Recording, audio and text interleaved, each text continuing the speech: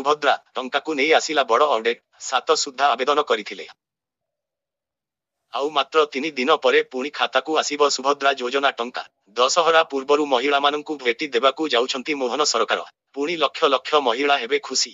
ଗତ ସେପ୍ଟେମ୍ବର 17 ତାରିଖରେ ସୁଭଦ୍ରା ଯୋଜନାର ଶୁଭାରମ୍ଭ କରିଥିଲେ ପ୍ରଧାନମନ୍ତ୍ରୀ ନରେନ୍ଦ୍ର ମୋଦି। ଆଉ ମାତ୍ର 3 ଦିନ ପରେ ପୁଣି ଖାତାକୁ ଆସିବ ସୁଭଦ୍ରା ଯୋଜନା ଟଙ୍କା। ଅକ୍ଟୋବର 9ରେ ପ୍ରଥମ କିସ୍ତିର ଦ୍ୱିତୀୟ ପର୍ଯ୍ୟାୟ ଟଙ୍କା ମହିଳାଙ୍କୁ ଆକାଉଣ୍ଟକୁ ଯିବ।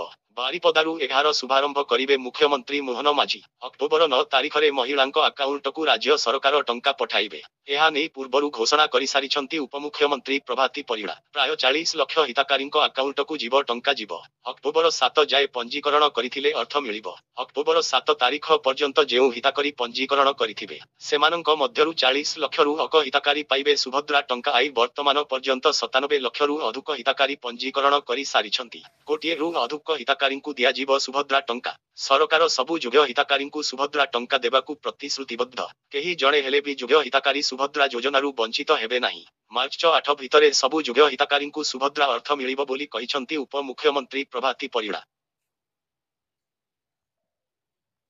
ତେବେ ପ୍ରଥମ ପର୍ଯ୍ୟାୟରେ 25 ଲକ୍ଷ ହିତାଧିକାରୀଙ୍କୁ ମିଳି ସାରିଛି ସୁଭଦ୍ରା ଟଙ୍କା।